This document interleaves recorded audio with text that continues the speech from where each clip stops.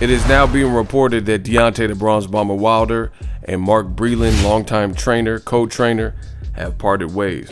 What up, Fight World? It's your boy Ego, and I'm back with some more boxing. Make sure you smash the like button. Also, subscribe to my channel for the latest and greatest in boxing.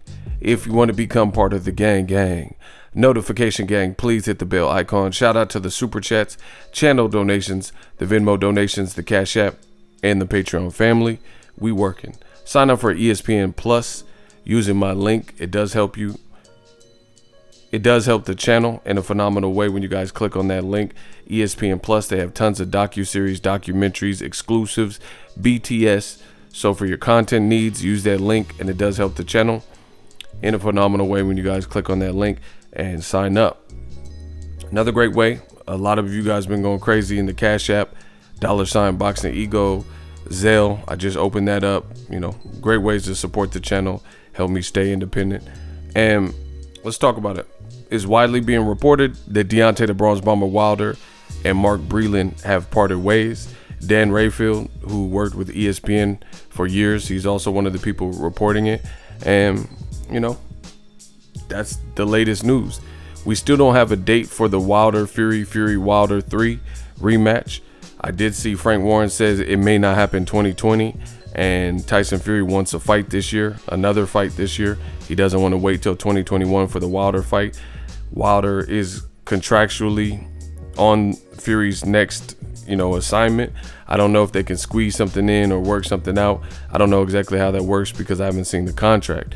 So everything's in limbo. This year has been rough.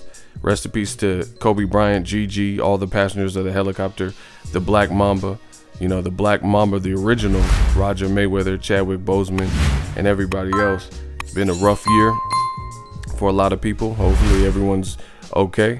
And, the pandemic has pushed things back. Even the president of the United States and Melania, they both have the Rona, you know what I mean? So this fight is Wilder Fury. It already has so much history, so much rich history. They can't really do it unless they do it the right way, in my opinion.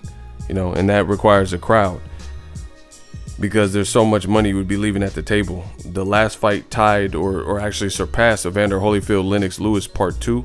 So it's just so much money that you would be losing. So they're talking about Allegiant Stadium. All this is just notions and theories and stuff, nothing confirmed. But back to Mark Breland.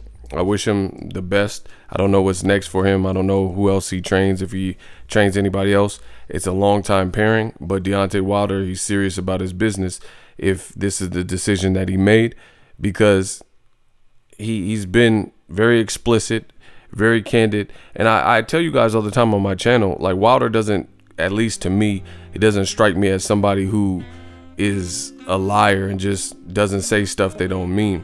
And Wilder expressed a lot of frustration with what he believes is an emotional decision. He believes that he was very clear to his team, everybody in his camp, that no matter how it looks on the outside, if you see that I'm struggling, I got knockout power. I can change any course of events with the power that I have. I'm a true warrior deep in my heart. So don't make that decision to throw in the towel. And Mark Breland, he went against that. He went against this pact that is supposed to be in place. And as a result, it looks like he's no longer Team Wilder, according to all the reports. So it is what it is. I don't really have any personal thoughts because it's that gray area. Some people are going to say, he saved Wilder's life. I personally don't think Wilder, I've seen far more punishment that people have taken. Wilder did seem a bit out of sorts, but he was still responsive, and he does have that home run power. What if Fury got tired from throwing punches or something and Wilder regained his composure a little bit? You never know what would happen. So all in all, teams got to be on the same page and in unison. And it sounds like Deontay Wilder didn't feel like Mark Breland operated using that code. Wilder's told the world, I want a body on my resume. So he's like, how can I say statements like that and say I'm a true warrior? I come from the deep South, places where some wouldn't go because the racism is so bad, and things I've endured, my daughter having a disability, saying I want a body on my resume. I did all these things and I said all these things in the past.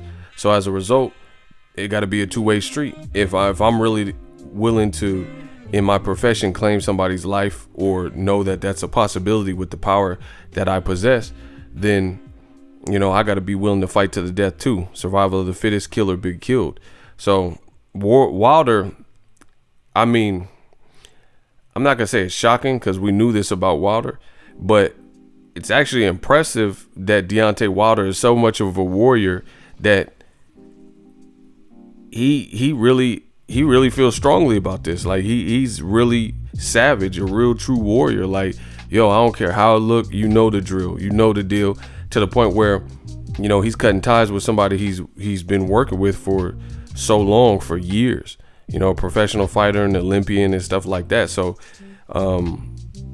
Wilder is serious. When Joshua lost to Ruiz, I thought that Joshua quit. Nobody can ever misconstrue and confuse and say that Deontay Wilder quit, because he actually fired a longtime trainer or removed him from the team, or whatever you want to call it, however you want to frame it, because he was so offended on the actions. He felt it was an emotional decision and he didn't want that. Like, even if he lost to Fury, you got to understand and respect the warrior in Wilder, because I think he's looking like that. Like, bro, what if I would have knocked him out? I've lost rounds before, Gerald Washington, Luis Ortiz too, and I came back and stopped these guys. So why would you do that? That's just a weird move. So I respect it on some real alpha male warrior stuff, because alpha male, if you're the king of the jungle and you say what you mean and mean what you say, then there has to be ramifications, consequence, and repercussions. If you say in stone, don't do that to me, and someone does that to you, then there has to be ramifications, consequences, cause and effect, chain reaction. For every cause, for every action, there's a reaction. So Wilder, he shows time and time again, he's really about what he says he's about. And he's a man on a mission, a man who believes the convictions and the principles that he lives by. He says, if I want a body on my record and, somebody end up taking me out, or it looked bad or crazy, let me go out like I want to go out. So, the man is serious. Now, it is what it is. Let me know in the comment section what you guys feel about the situation. I know there are going to be varying opinions on this particular topic. I don't really have many other thoughts other than that. Wish, everyone the best. But that's what you're supposed to do, to be honest. Like, when you the leader of the team, leader of the squad, and people go against the main methods and what was supposed to be understood, you got that tough decision to make. Only Wilder knows how he truly conveyed the message, but from knowing Wilder, like, it don't look like he would have just made this up, and his actions show he's been a consistent person. You know what I'm saying? So I really believe he let his team know, like, hey, don't do me like that. I can come back at any moment, and they can't take the fight out the dog. Like, let the doctor or ref or somebody make the decision. You don't make the decision. And Mark Breland didn't do that. So it is what it is. It's not a bashing session. It's just a fact. Mark Breland didn't give Wilder the warrior exit. Because truth be told, in my opinion, Jermall Charlo, he was beating up on Derevyanchenko, and his eyes were looking bad. Derevyanchenko was cut. His eyes were swelling shut and welling shut. He was bruised. He was battered.